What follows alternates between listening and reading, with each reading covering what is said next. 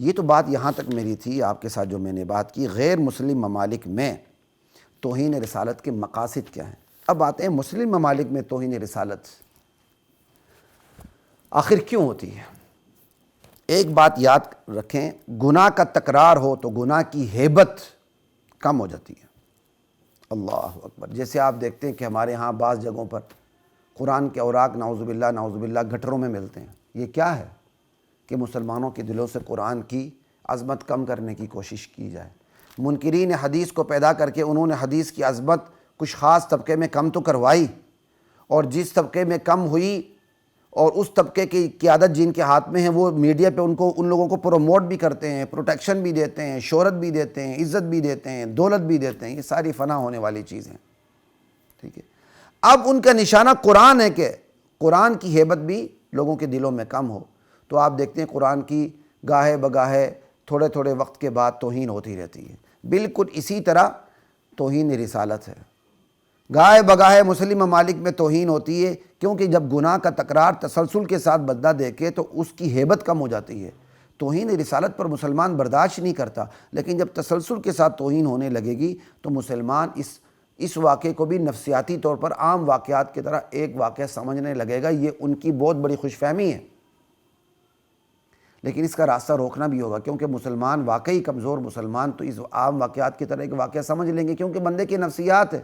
ہم بچے تھے، اخبار پڑھتے تھے، کہیں ایک قتل ہو جائے تو حیرانی ہوتی تھی، یار کوئی قتل ہو گیا بندہ، بلکہ ایک آدھ ایکسیڈنٹ بھی ہو جائے تو بندہ حیران ہو جاتا تھا، یار یہ کیا ہو گیا، لوگوں کی نیندیں اڑ جاتی تھی۔ اب آئے روز حادثات، آئے روز قتل، بندہ ایک عام خبر کی طرح کان پہ جوں بھی نہیں رینگتی پڑھ کے 10 قتل ہو گئے، بڑے آرام سے چلا ہے۔ شیخو پورہ میں جی 14 قتل ہو گئے، وہ اس خبر کو ایسے پڑھتا ہے جیسے کہ محلے میں 2 لڑکے آپس میں لڑ پڑے ہیں، خبر کے آگے چلے جاتے ہیں۔ کیوں؟ وہ گناہ قتل اتنا بڑھ گیا، اب وہ قتل ایک عام سا واقعہ لگتا ہے۔ بالکل اسی نفسیات کو دیکھتے ہوئے توہین رسالت کروائی جاتی ہے مسلم ممالک میں بھی، تاکہ یہ عام واقعات کی طرح ایک واقعہ لگے۔ جس طرح عیسیٰ علیہ السلام کی توہین ہو تو عمومی طور پر، میں ہر ایک کی بات نہیں کرتا ہوں، عمومی طور پر عیسائی اس طرح مشتعل نہیں ہوتے جس طرح مسلمان نبی کی توہین پر مشتعل ہوتے ہیں۔ ان کے اندر وہ حساسیت نہیں رہی، وہ ہمیں بھی اس درجے پر اتارنا چاہتے ہیں کہ مسلمان کے اندر سے بھی رسالت کی حساسیت ختم ہو، وہ بھی عام جیسے ہماری پبلک کے اس لیول پر وہ اتر آئے۔ اللہ اکبر۔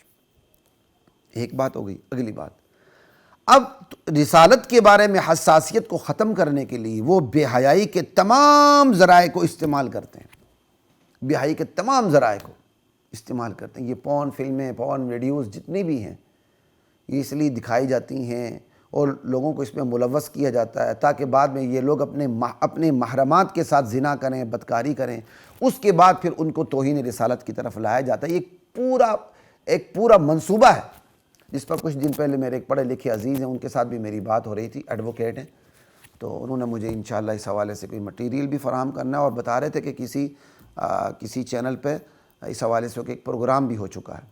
اب وہ ایسی خطرناک چیزیں کہ بندہ زبان پہ لاتے ہوئے لگتا ہے کہ کہیں اپنا ایمان ہی نہ جا رہا ہو، لیکن انشاءاللہ نقل کفر نہ باشد، اللہ نے موقع دیا اس پر بھی بات کریں گے۔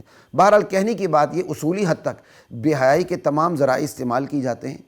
استعمال کرنے کے بعد پھر یہ دیکھتے ہیں کہ مسلمانوں کی جو اپنے رسول کی رسالت، اپنے رسول کے ساتھ تعلق کی جو حساسیت ہے، پھر اس کی پیمائش کرتے ہیں کہ یہ حساسیت اب کتنے ڈاؤن ہوئی ہے، کیونکہ نبی علیہ السلام کی حدیث بھی تو ہے نا، اذا فاتک الحیاء فافعل ما شئت، میرے امتی جب تیرے اندر حیا کی موت واقع ہو جائے تو پھر کچھ بھی نہیں بچا، جو چاہے کر گزر۔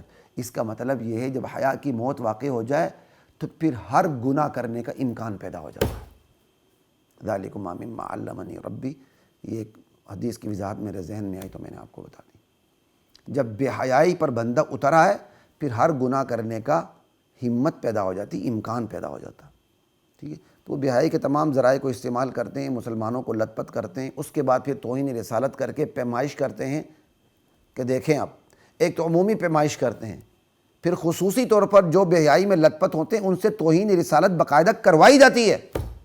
اللہ اکبر۔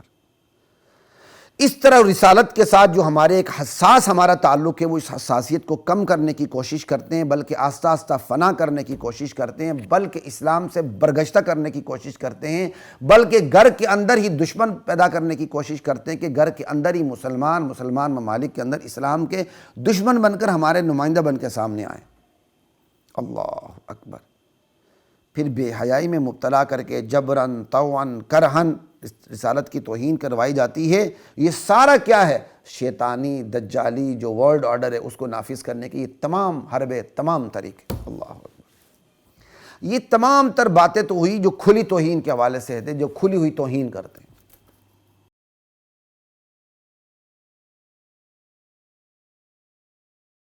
وَلَقَدْ